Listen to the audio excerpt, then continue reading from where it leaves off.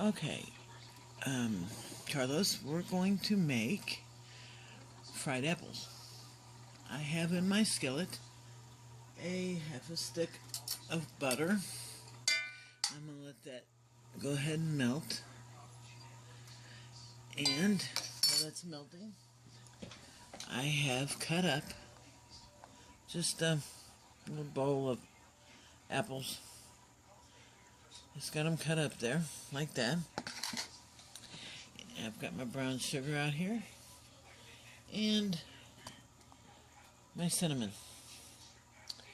So, after our butter gets all melted, the more apples you use, the more butter you're going to have to use. I only have, these are really small apples. See, they're really small. But, they're really small apples, so I'm just going to start out with a half stick of butter. I like to use stick butter because it's easier to measure out. And a lot of times I get real butter. I don't like margarine. I don't like the cheap stuff when it comes to butter. That stuff is originally made to make turkeys fat. And if you're wondering what that sound is, I'm making an afternoon pot of coffee. You know, making coffee. We're gonna let that melt, and we'll be right back and carry on when it gets melted. Okay, we're back. Now we're going to throw in some brown sugar, and let me see if I can do this and hold this too. I don't measure anything. Sugar's a little hard. I'll throw that in there, and then I'm going to add some ground cinnamon. Oop.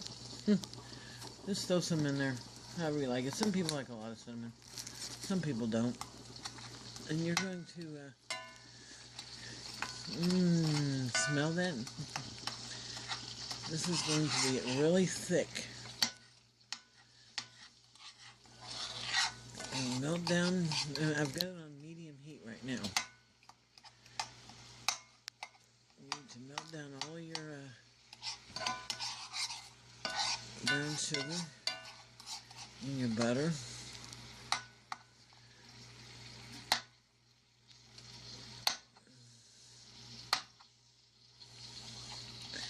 And you know, when brown sugar really gets hard, you can put it in the microwave and soften it up. But this is a brand new bag, so I just opened it up, and that's the way it is.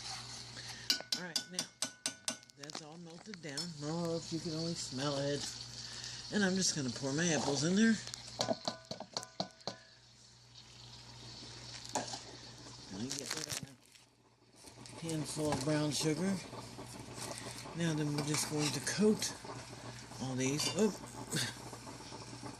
a seed. Can't have a seed. I'm just going to toss and coat these until we get them all coated and tossed around and coated with this brown sugar and cinnamon and butter mixture. I didn't fix very much because I won't eat very much of it. If any, maybe I'll taste it. Doc's one that eats all this. I can't be eating all this crap like this.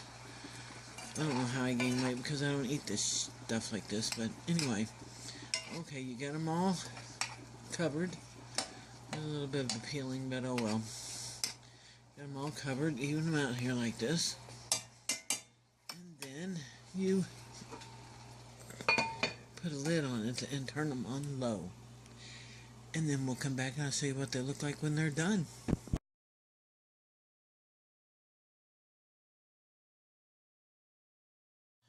Okay, we're back to check on our apples. They're not done yet. They will turn brown. They're getting really soft. But after they get like this, when they start to get soft, go ahead and leave your lid off. Because this is just adding more water to them, and you want them to thicken up. So leave your lid off, pack them all down in there, and just let them simmer until they turn brown and get sticky. Thick and sticky. Then, I'm going to tell you another little trick. after you get them thick and sticky and done, if you're making them like to put over maybe ice cream or whatever, throw you some chocolate chips in there right before you serve them, right before you get them out of the skillet, and they will be melted. And if you could only smell this right now, it just like really smells delicious. Look at that. Look at that. They look so good. And that, my friend, is how you make apples, fried apples. Those will be done here in a little bit. See, even just with the lid off that little bit of time, they've already started to thicken up. Now they're on low right now. I cooked them on, got them started on medium, melted everything on medium, and then turned them down low, put the lid on them for a little while. And then after they get soft, you take the lid off. That's when you start thickening up and getting your caramelization of your apples. They'll turn brown, get thick, and then they'll be done.